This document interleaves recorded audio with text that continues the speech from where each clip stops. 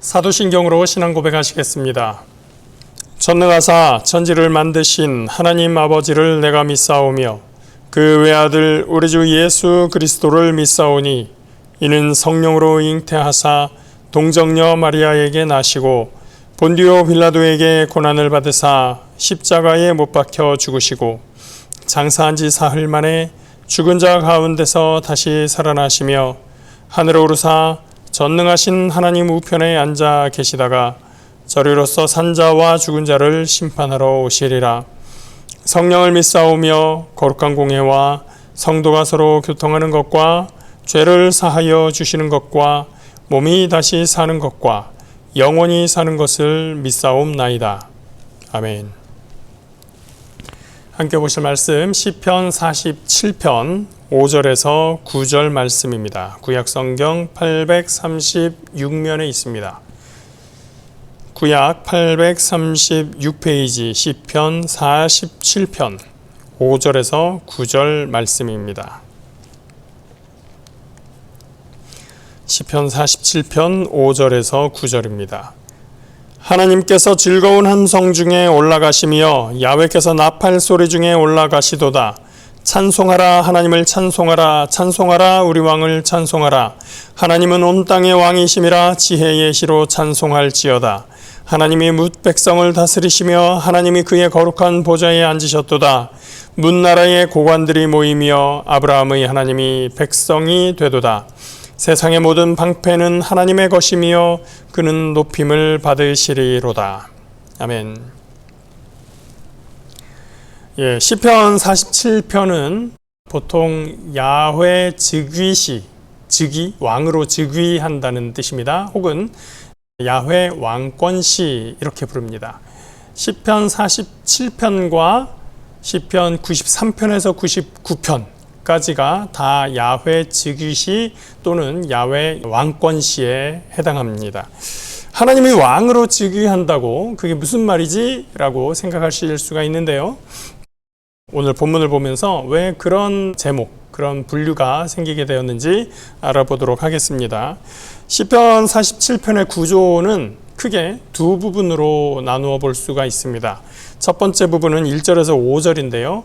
만민의 환호 속에서 즉위하시는 야훼 이렇게 볼 수가 있고요. 그 다음 6절에서 9절은 만민의 찬송 속에서 다스리시는 야훼 이렇게 볼 수가 있습니다. 이 두 부분 각각 세 단계로 진행이 됩니다. 첫 번째 부분은 만민의 환호 속에서 즉위하시는 야훼라고 했죠. 그 첫 번째는 환호를 요청하는 겁니다. 그리고 두 번째 환호의 이유를 말하고요. 세 번째 하나님이 즉위하시는 장면입니다. 두 번째 부분은 만민의 찬양 속에서 찬송 속에서 다스리시는 야훼라고 말씀드렸는데 마찬가지입니다. 찬송에 대한 부름, 찬송의 요청입니다. 두 번째는 찬송의 이유이고요. 세 번째 하나님께서 다스리심, 하나님의 왕권을 노래합니다. 이런 구조로 되어 있다. 본문을 보도록 하겠습니다. 1절입니다. 너희 만민들아 손바닥을 치고 즐거운 소리로 하나님께 외칠지어다. 첫 번째 환호 요청이라고 말씀드렸었죠. 손바닥을 치고 즐거운 소리로 외쳐라, 외칠지어다 이렇게 이야기하고 있습니다. 이것을 누구에게 말하고 있습니까? 이스라엘 백성들에게요? 예루살렘 백성들에게요? 아니에요. 만민에게, 모든 백성에게 요청하고 있는 것입니다. 모든 나라의 모든 백성들에게 요청하고 있는 것입니다. 이스라엘 백성만이 아니라 왜 그럴까요? 2절과 4절에서 그 이유를 말하고 있습니다. 2절입니다. 지존하신 야훼는 두려우시고 온 땅에 큰 왕이 되심이로다. 지존하신 야훼, 가장 높은 야훼 하나님이라고 하는 뜻입니다. 두렵다. 그 하나님은 두려우시고 두렵다라고 하는 것은 무서워서 벌벌 떠는 것을 의미할 수도 있지만 그거보다는 저는 좀 더 장엄하고 어미로우신 그 위엄 있으신 하나님의 모습을 묘사하는 것으로 보고 있습니다. 온 땅 위에 가장 큰 왕, 가장 위대한 통치자의 면모를 가지고 있기 때문입니다. 그 하나님이 임하실 때 그 자리에 있는 모든 백성들이 박수치며 환호하지 않을 수가 없는 것입니다. 그것이 바로 환호의 이유인 것이고요. 3절입니다. 야훼께서 만민을 우리에게, 나라들을 우리 발 아래에 복종하게 하시며, 바로 이 야훼 하나님이 두려운 이유입니다. 고대 근동에서는요, 전쟁을 했을 때 전쟁에서 승리한 쪽이 정복당한 원수의 목을 발로 누르는 것이 관습이었습니다. 여호수아 10장에도 보면 이스라엘 군대가 기브온을 도와서 아모리 족속 5왕과 싸우는 그런 장면이 있습니다. 거기에서 결국 이스라엘 백성들이 여호수아의 군대가 승리하죠. 그때 여호수아가 뭐라고 하냐면 그 지휘관들에게 저 왕들, 아모리 족속의 5왕, 그들의 목을 발로 밟으라 하는 내용이 있습니다. 여호수아 10장 24절에서 보시면 그 내용을 아실 수가 있습니다. 그래서 발 아래에 엎드렸다라고 하는 것은 그 사람에게 복종한다고 하는 것이고, 또 이 사람이 언제든 내 목을 밟을 수 있다라는 걸 각오하는 것이면서 또 내 목을 바칩니다라는 그런 의미이기도 합니다. 철저한 굴복이죠. 언제라도 밟힐 수 있다, 완전한 항복을 이야기하는 것입니다. 4절입니다. 우리를 위하여 기업을 택하시나니 곧 사랑하신 야곱의 영화로다. 그 하나님은 정복만 하시지 않고 기업을 택하신다, 즉 일할 곳을 주신다라고 하는 것입니다. 특히 이스라엘 백성들은 유랑하던 떠돌던 백성들이었습니다. 하나님은 그들에게 머물 땅을 주셨고 야곱을, 이스라엘을 영화롭게 하셨습니다. 이런 백성들의 환호 속에서 하나님이 왕 위에 오르시는 것입니다. 5절 말씀, 하나님께서 즐거운 함성 중에 올라가시며 야훼께서 나팔 소리 중에 올라가시도다.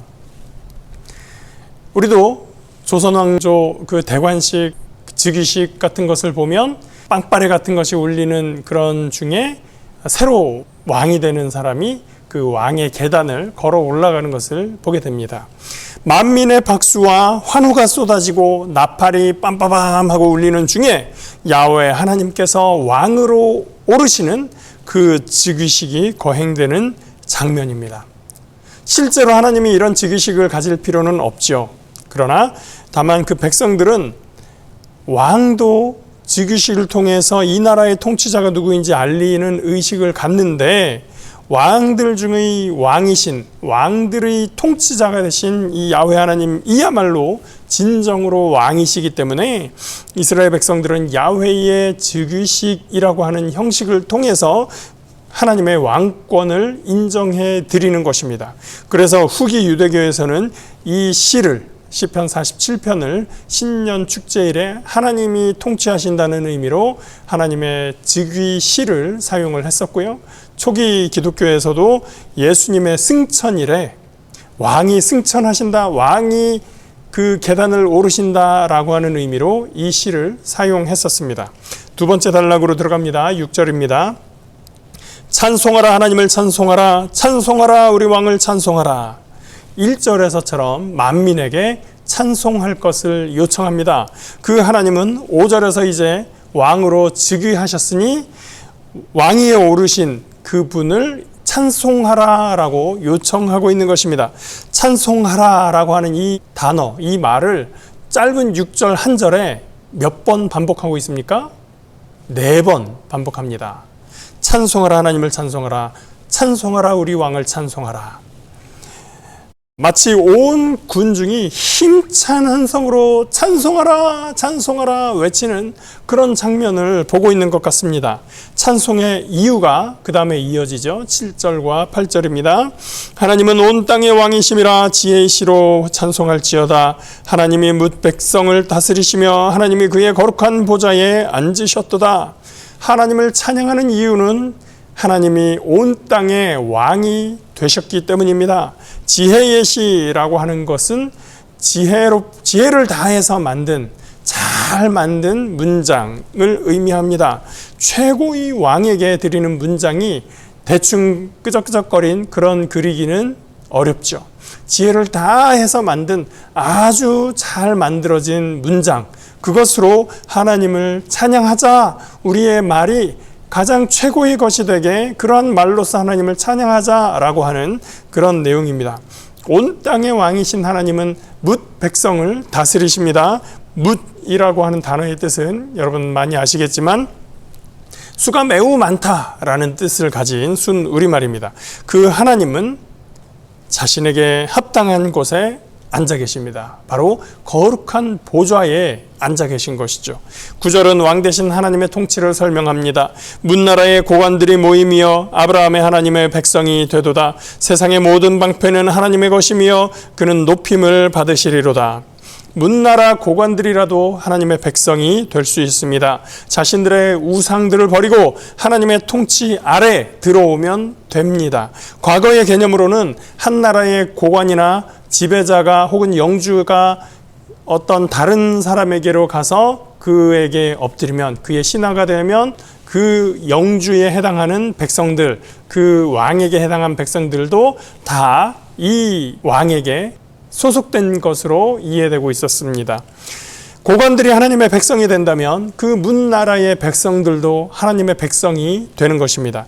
방패는, 여기 나오는 방패는 외부의 힘을 방어하는 도구죠. 세상의 모든 방패가 하나님의 것이다 라고 하는 말은 모든 나라가 이제 하나님의 통치 아래에 있다는 것을 말해줍니다. 더 이상 하나님을 향하여 방패를 댈 필요가 없는 것이죠. 모든 나라가 하나님의 통치 아래에 있으므로 하나님은 높임받기에 합당하십니다. 그렇게 해서 시편 47편은 야훼 즉위시 또는 하나님께서 왕권을 가지셨다는 의미로 야훼 왕권시라고 하는 이름을 달게 되는 것입니다. 각 나라의 왕들이 즉위식 혹은 대관식이라는 행사, 예식을 통해서 그의 왕권을 온 나라에 공표하듯이 시편 47편의 목적은 세상의 왕들이 즉위식을 갖는다면 온 세상의 진정한 왕이신 야훼 하나님이야말로 완전한 즉위식을 가질 만한 분이다. 그래서 온 세상을 다스리는 진짜 왕은 야훼 하나님이다 라고 하는 것을 공표하는 데 있습니다. 세상에 많은 나라들이 있고 그 나라마다 왕이 있지만 왕들 중의 왕은 오직 야훼 하나님이시고 진정한 통치자는 우리 하나님이십니다. 하나님의 통치는 누구나 다 알아채지는 못합니다. 오직 믿음의 눈으로 세상을 볼 때 세상을 향한 하나님의 경륜과 사랑과 통치를 깨달을 수 있습니다. 온 세상을 지으시고 만물을 다스리시는 하나님을 믿는 믿음으로 오늘도 하나님의 통치를 경험하며 승리하는 저와 여러분 되시기를 주의 이름으로 축복합니다. 기도하겠습니다. 사랑의 하나님, 하나님께서 위대한 왕 되시고 온 땅을 통치하시는 왕 되심을 우리가 인정하고 고백하기 원합니다. 하나님, 많은 사람들이 하나님을 알지 못하기에 너희 하나님이 어디 있느냐 할지라도 그러나 주님께서 참으로 온 땅의 주인 되시고 온 땅을 지으신 창조자 되심을 믿습니다. 하나님, 우리의 마음속에서 주님을 영접할 뿐만 아니라 그 다스림을 우리의 삶으로 우리의 세상에서 이루어 나갈 수 있도록 우리 함께하여 주시옵소서. 주님의 통치가 우리의 삶에 또 우리 땅에 이 땅에 이루어질 수 있도록 하나님 우리에게 힘주시고 은혜를 더하여 주시옵소서. 감사하옵고 예수 이름으로 기도합니다. 아멘. 하늘에 계신 우리 아버지여, 이름이 거룩히 여김을 받으시오며 나라가 임하시오며 뜻이 하늘에서 이루어진 것 같이 땅에서도 이루어지이다. 오늘 우리에게 일용할 양식을 주시옵고 우리가 우리에게 죄 지은 자를 사하여 준 것 같이 우리 죄를 사하여 주시옵고 우리를 시험에 들게 하지 마시옵고 다만 악에서 구하시옵소서. 나라와 권세와 영광이 아버지께 영원히 있사옵나이다. 아멘.